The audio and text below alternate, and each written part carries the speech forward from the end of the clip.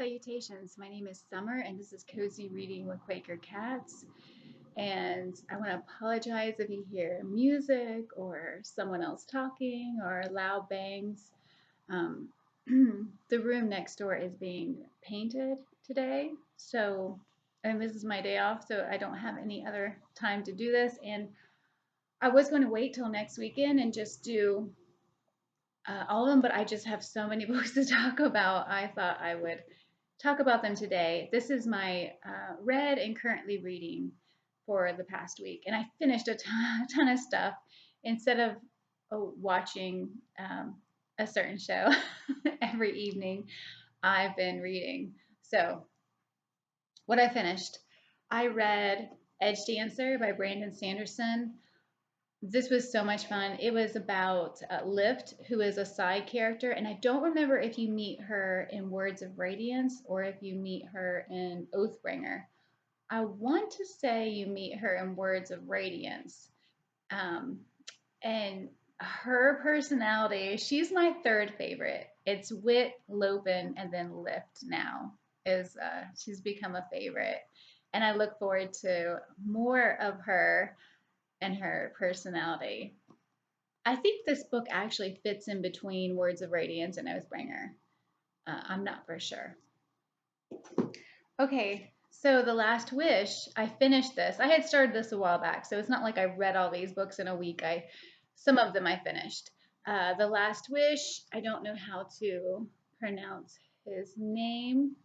This was a lot of fun. Also, it is pretty much just a collection of retellings, fairy tale like retellings, and that's what I enjoyed the most about it. Is it had brought back a bunch of nostalgia from when I was young, and like there's a story about a billy goat under a bridge, which you know it just brings the stories I heard as a child back to me. So I really enjoyed this, and I believe this is considered like the prequel to the beginning of this Witcher series. And I have not, yeah, introducing The Witcher is what it says up here. I have not watched the show or anything, so, but I really enjoyed that. I finished Track the Cat by Nevada Bard. This is the first book in the Anna Pigeon series, and I really enjoyed it. I'm looking forward to the second one and what all goes down. Okay, an absolute love this week. I finished Child 44 by Tom Rob Smith. This is the first book in a series. I'm not sure how big the series is. I do own the second book, and I wanted to go right into it because I love Leo, the main character. So this is set in like Soviet Union, Stalin time, where you're not anybody can say anything about you, and you could end up killed in the gulag. Your whole family destroyed. And in this time, he decides to do what's right instead of what's safe. And so, and it's about the relationship with his wife. And oh, okay, so, but the end. So, sorry, Sylvie is um, rubbing up against this thing. Uh, The end is not quite believable. I like how he tied in everything, but I'm not buying the end of it. But I absolutely loved this, and I'm excited. I wanted to go straight into Agent Six, I believe, is the second book, but I have too many other books going on. But I would definitely recommend this. It does have a lot of serious, like hard issues. So if you're not up for that, I would pass on it. But I loved it. So okay, I finished listening to. Sorry, I finished. I was like, "Is that the cats?" It wasn't. I finished listening to "The Kingdom of Copper" by that author. I really enjoyed this. Really enjoyed Ollie in this. This is the second book. The first book is City of Brass, I believe. So Really enjoyed it. I'm not sure what the third one's called, but I will eventually get to it. I'm not in any rush to get to it, even though I really enjoyed this. Um, but I will be reading the third book. Okay, I finished A Cup of Friendship by Deborah Rodriguez.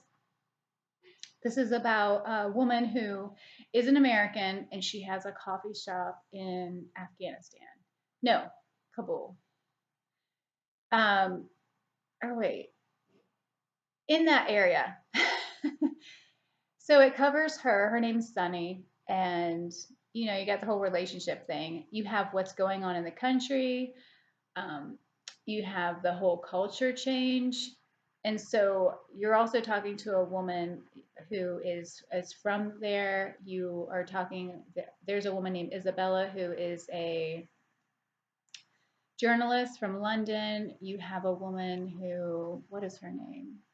Candace, who has been supporting a man who hasn't been doing things with the money. He doesn't have good intentions. So, but yeah, you have uh, women not allowed to leave their homes, talk about stoning, women in slavery, acid thrown in faces if you don't follow the rules, their rules. And it's interesting because to me, and this is an American, an outsider looking in, to me, this is a it's like a sign of what happens when men are ruling, and there's not a fine balance of rulership, I guess, if that makes any sense. Um, when women don't have a say, when they can't support themselves, they can't be educated or independent. It just it just is so upsetting about the things that go on. And there's bad things that go on all over the world. There's a lot that I don't know about, but I really enjoyed this book. It gave me just a tiny bit of a taste of what goes on. I love the relationships between the women and how they change and how trust grows. Okay, so I read Island Home by Tim Winton. This is my second Tim Winton. I read Dirt Music earlier this year. I love his writing. I thought this was beautiful. It talks about his him growing up. It talks about him going back and how the area has changed from when he was young.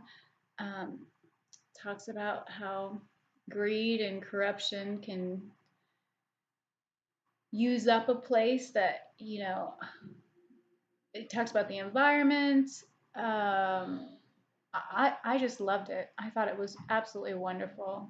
Was the Naturalist Book Club pick, and I will link Heidi at my reading life down below because I believe she's one of the hosts for the Naturalist Book Club.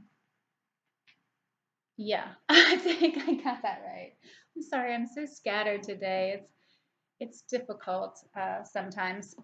Okay, I read Mother's Milk. I only have one more to read, and it's called At Last, the final story. This is a 5-book bind up. Mother's Milk is about Patrick Melrose getting his life together. Um, Before this, so the first story is about his childhood, and it's just each story is farther along in life, even though you do go back and have like flashbacks to what has been happening.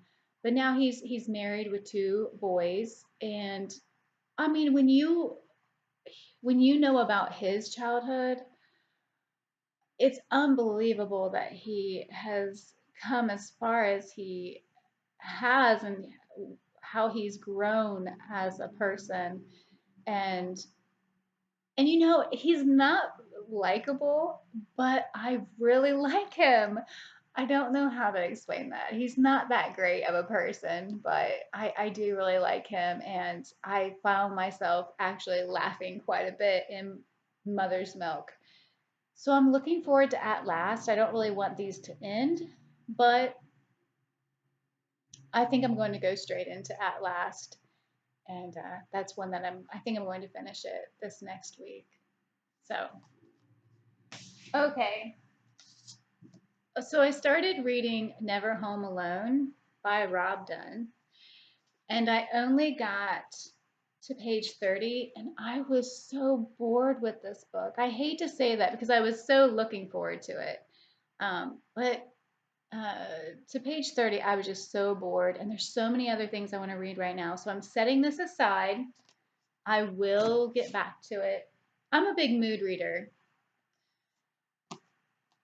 I need to read an Equal Music. This was my BookTube spin book, and I hear that he's going to be spinning again. So I need to get to this, and I was enjoying it.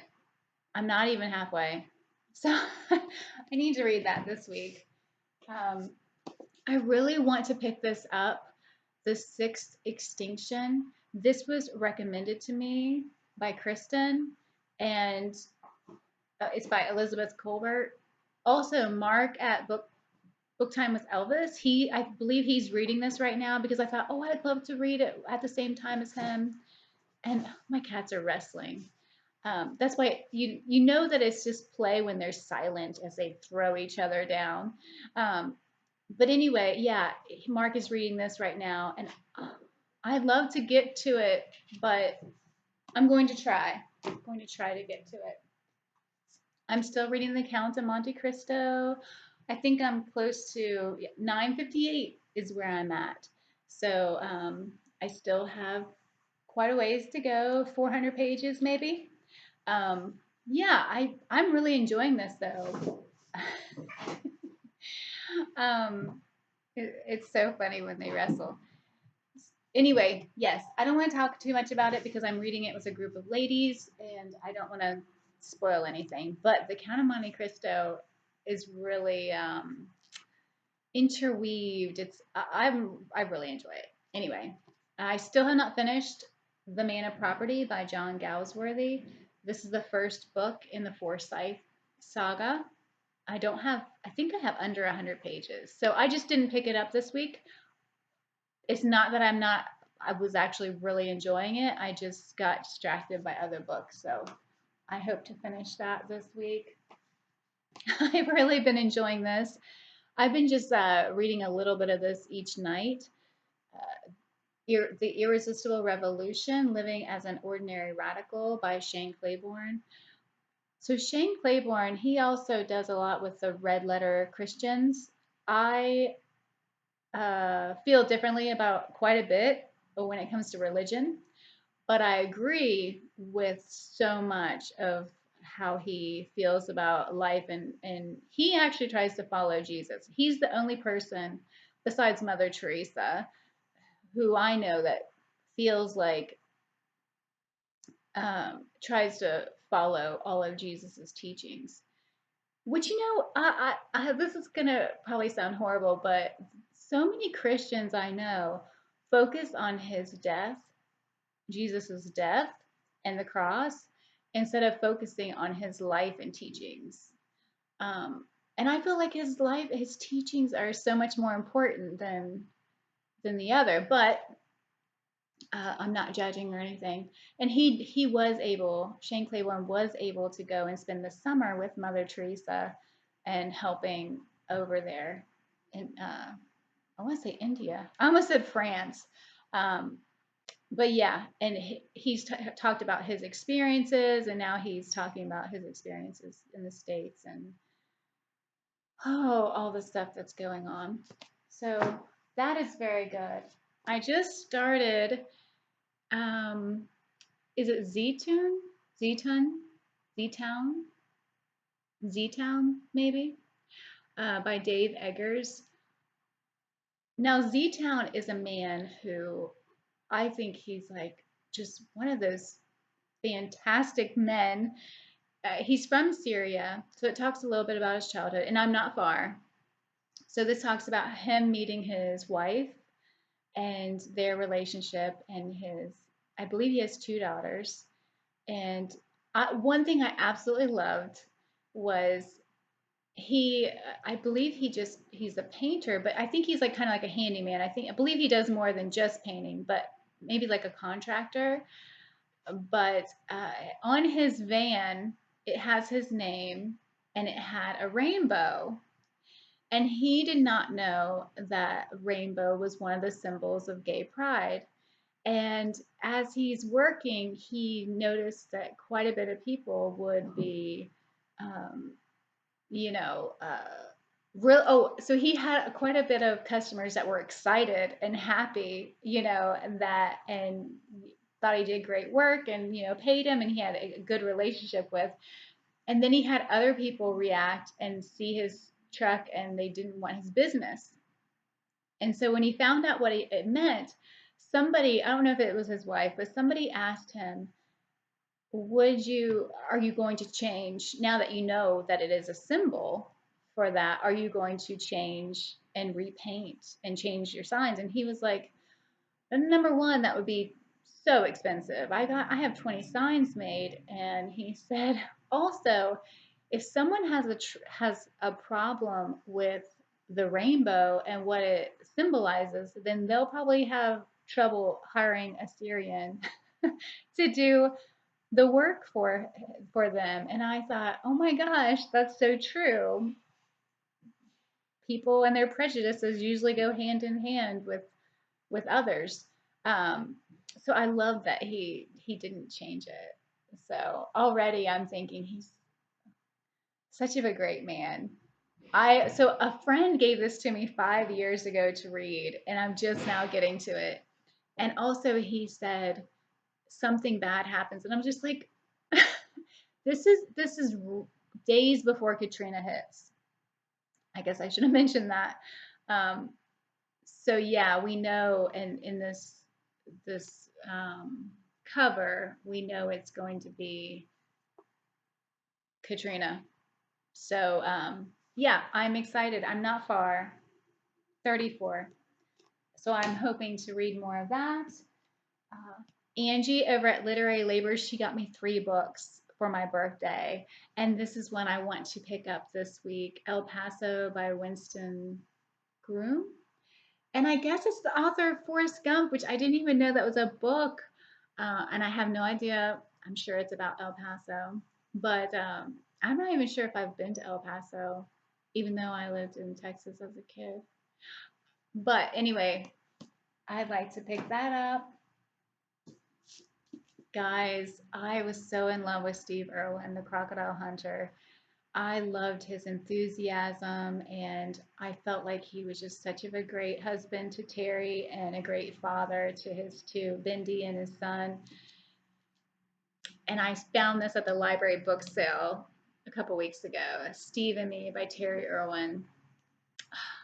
And it has her on the back, and I have teared up a couple times, guys. I just feel like people like this don't come along every day. And Terry's talking about meeting him and it being love at first sight, and how their relationship was like really quick. So, and for some reason, I always thought he was little guy. She talks about the first thing she notes about him was how big his hands were, and I guess he's like 6 foot. Um, and I didn't get that. I mean, of course, he was always wrangling with uh, crocodiles, but for some reason I thought he was a smaller guy. So it's funny how TV. Anyway, this is Terry's point of view about everything, and I'm not going to rush this book. I've only read 11 pages, and I am going to take my sweet time with it because I just love hearing about him and their relationship, and I want it to last. So I picked this back up. Parting the Waters by Taylor Branch. It's America in the King Years, 1954 to 63. I'm not far along at all. I'm on page 38. And right now it's talking about Martin Luther King's father, Mike King, and his mother, and how they met. And actually their childhoods, how different it was between Mike King, which Mike King actually changes his name to Martin Luther King Sr. later, but right now he's Mike King, and also Martin Luther King's mother. Um, what is her name? I want to say like Arthella. That's not right. And watch, I won't be able to see it. Alberta. I knew it was an A name.